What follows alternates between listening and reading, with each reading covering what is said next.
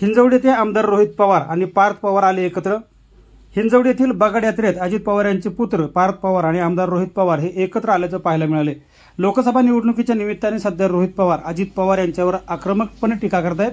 त्याचबरोबर पार्थ पवार यांना मिळालेल्या Y+ सुरक्षेबाबत देखील रोहित पवार यांनी संताप व्यक्त केला होता। मात्र हिंजवडी येथील यात्रेनिमित्त हे दोघेही एकत्र आल्याचं पाहायला मिळाले।